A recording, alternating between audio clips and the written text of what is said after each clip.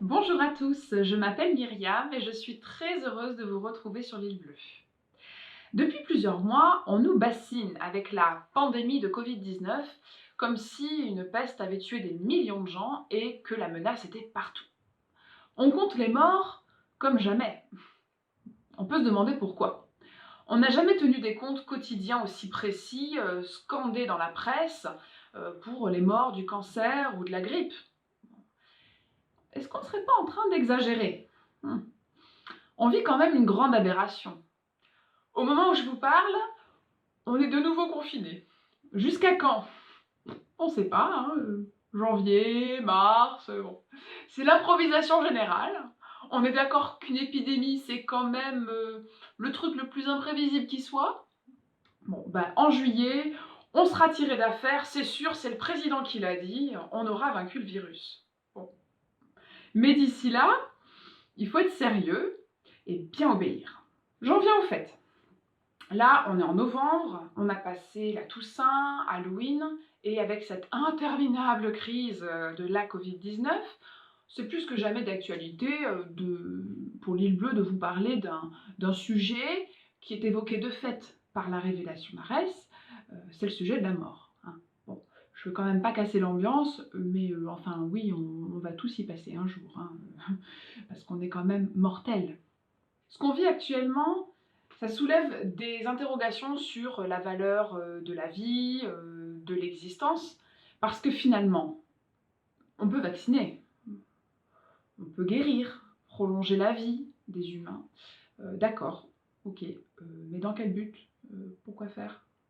Pour vivre quoi? Alors je vais laisser la parole à Claude, qui va répondre à ces questions à la lumière de la révélation d'Arès et donner son point de vue, qui est un point de vue parmi d'autres. Hein. On est tous les deux pèlerins d'Arès, mais on a chacun notre manière de voir les choses, de les exprimer.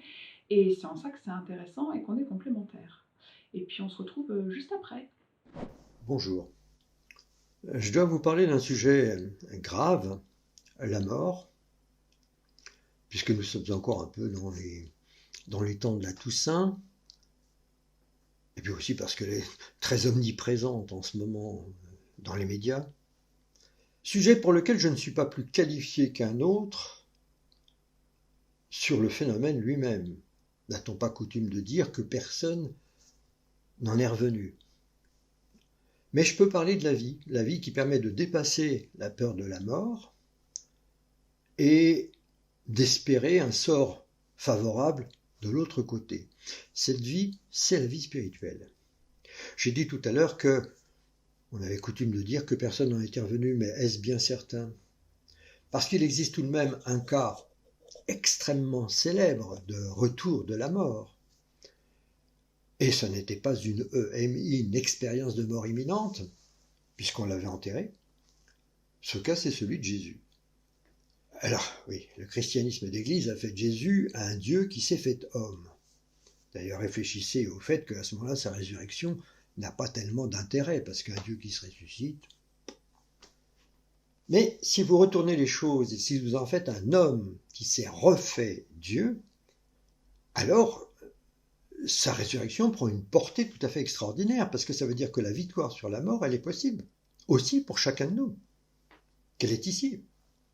Et ce que je vous dis là, ça n'est pas une simple hypothèse d'école, comme ça. C'est ce que Jésus lui-même, dans son corps de ressuscité, est venu confirmer à Arès, un petit patelin qui est sur le bord du bassin d'Arcachon, en 1974, sur une période d'à peu près 3 mois, face à un autre homme, Michel Potet. Il revient non pas une fois, mais 40 fois, la nuit, comme un voleur, comme il l'avait annoncé d'ailleurs il y a 2000 ans. Et il dicte à chaque fois un enseignement dont le témoin prendra scrupuleusement note. Et l'ensemble des 40 veillées forment l'évangile donné à Arès. C'est la première partie de la révélation d'Arès que vous pouvez trouver en librairie ou sur Internet. C'est un texte tout à fait éblouissant qu'aucun homme, à mon avis, ne pouvait écrire ni même concevoir. Enfin, vous imaginez la venue d'un homme qui a vécu il y a 2000 ans et qui vient me dire « Vous êtes comme moi, je suis comme vous ». Simplement, moi j'ai fait un certain travail sur moi qui a fait que j'en suis arrivé là. Et ce travail sur lui, c'est ce qu'il appelle la pénitence. Et c'est tout à fait ce qu'il enseignait il y a 2000 ans. Alors la pénitence, il ne faut pas l'entendre dans le sens évidemment religieux de contrition, de remords. Non, dans le sens de recréation de soi, recréation joyeuse de soi. C'est très simple, c'est aimer tous les humains, y compris ses ennemis, pardonner sans condition, parce que c'est la seule manière de dépasser la vengeance, qui sinon est sans fin, répandre la paix, restaurer en soi l'intelligence spirituelle, l'intelligence du cœur, et la liberté au sens absolu. Et pour ça, se libérer de ses préjugés, se libérer de ses peurs. Et puis un jour, partager tout avec tous, parce que tout nous a été donné, en fait. Voilà la pénitence et son projet. Alors ça paraît très simple comme ça, mais c'est beaucoup plus compliqué parce qu'il s'agit en quelque sorte de se vaincre soi-même, de s'attaquer à soi-même. Donc la venue de cet homme qui a vécu il y a 2000 ans est tout à fait extraordinaire parce qu'elle est un message en soi, une preuve que la résurrection, c'est pas juste un fantasme dans les Écritures, qu'elle est actée, si je puis dire. Et si elle est actée pour lui, elle peut l'être pour nous. La deuxième chose qu'on réalise aussi, c'est que la mort n'est pas du tout un phénomène naturel comme le commun du mortel le croit. C'est juste un phénomène auquel on s'est habitué parce qu'il s'est répété un nombre extraordinaire de fois pendant des millénaires. Mais il suffit d'une exception pour dire qu'il y a quelque chose de pas normal là-dedans. Donc la mort est une anomalie. Et c'est une anomalie qui naît en fait du péché de l'homme. C'est parce que, alors le péché, ça n'est pas non plus la notion morale. Je dis péché, je pourrais dire aussi du mal, au sens ordinaire, général, banal. C'est-à-dire cette normalité à laquelle nous sommes identifiés. La plupart d'entre nous se sont identifiés à l'animal pensant qui leur sert de support, dont le corps leur sert de support, et qui a un esprit, donc est capable de penser, donc avec des facultés mentales supérieures. Mais vous pouvez connaître toute la science du monde, avoir toute l'intelligence intellectuelle du monde, toute la philosophie, la théologie, etc. Vous ne changerez pas d'un iota spirituellement parlant si vous n'ouvrez pas votre cœur, si vous n'ouvrez pas votre main devant l'autre, votre frère. Plus vous êtes comme la vie avec un grand V, plus la vie est avec vous. Et Jésus en est l'exemple le plus extraordinaire, puisqu'il a été refondu de manière permanente dans la vie. Voilà la perspective spirituelle par excellence. Le livre questionne à un moment donné, il dit « L'aragne suce-t-elle le feu ?» en parlant après la mort. L'aragne suce-t-elle le feu? Le livre, c'est la deuxième partie de la révélation d'Arès, celle qui a été donnée par un petit bâton de lumière, apparu en 1977 5 fois, et d'où sortait la voix du Créateur. L'aragne, ça figure l'araignée qui vient sucer votre chair, qui vient aspirer votre vie biologique après la mort, mais qui ne peut pas aspirer le feu que vous avez établi en vous, le feu de la vie spirituelle, parce que celui-là, il est hors du temps, il n'est pas dans la matière. De la vie spirituelle sort quelque chose d'autre qui n'est pas de la matière, c'est l'âme. L'âme n'est pas du tout quelque chose qu'on a systématiquement. L'âme, elle naît de la vie de l'homme déjà né, mais c'est le vrai corps de l'homme, nous dit l'évangile de Néarès. L'homme qui a une âme, après son décès, peut espérer rejoindre les étoiles, les constellations lointaines. En revanche, celui qui n'a pas d'âme, eh bien, le Dieu potentiel qu'il était, en fait, se réduit à rien du tout. Il est un spectre lamentable qui vient pleurer sur ses os blanchis, sur sa chair évanouie, pour qui le jour est long comme un siècle, dit l'évangile de Néarès. Donc, faites très attention, il y a une mort qui est beaucoup plus importante que la mort physique, c'est la mort spirituelle.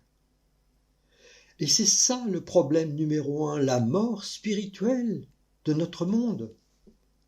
Parce qu'elle peut dégénérer à un point extrêmement grave, jusqu'à ce que nous éradiquions en tant qu'espèce de cette planète. C'est à cause de la mort spirituelle qu'on a aujourd'hui tellement peur de cette pandémie et qu'on voudrait en quelque sorte indéfiniment reculer le moment de notre mort. Mais de toute façon, il y arrive. Il faut y faire face, au contraire. Et c'est aussi pour ça que les lois, les chefs, les pouvoirs installés, les puissances et les riches peuvent n'avoir pour projet pour l'homme simplement qu'il soit une sorte de travailleur sur une face, consommateur sur l'autre, et un petit soldat bien obéissant à tout ce qu'ils édictent.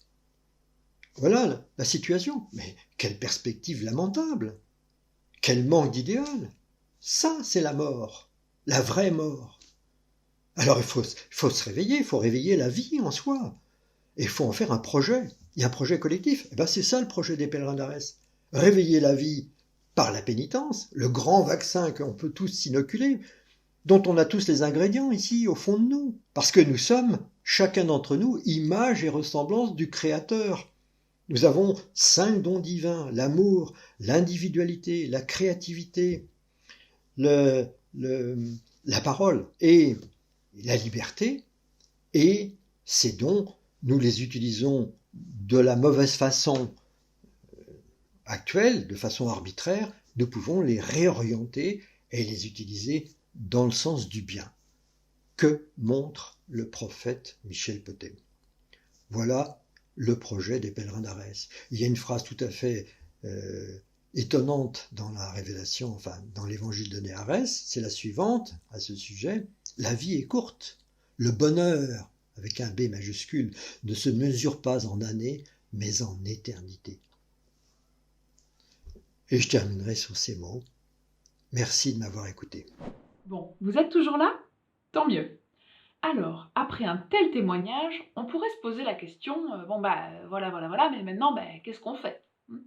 Parce qu'on a bien compris que quelle que soit la vie après la mort, elle est conditionnée par la vie qu'il y a avant la mort, et que donc on a tendance à s'intéresser à ce qui pourrait être dans l'au-delà, alors que c'est la vie sur Terre qui compte. C'est elle qui est la plus importante et il ne faut pas passer à côté. Bon. Et c'est donc ce que j'aurais fait de bien sur cette terre qui me sauvera de la mort. Alors, en résumé, la première des choses que dit la révélation d'Arès, c'est faites le bien, peu importe ce que vous croyez. Mais alors, on pourrait se dire, mais qu'est-ce que c'est faire le bien? D'abord, se dire, moi je fais de mal à personne, ce n'est pas faire le bien. Le bien est actif par nature. Donc faire le bien, c'est accomplir. Ensuite, Claude vous a parlé de la pénitence. Alors, mais comment on peut devenir pénitent? Alors, commencez par ne pas juger.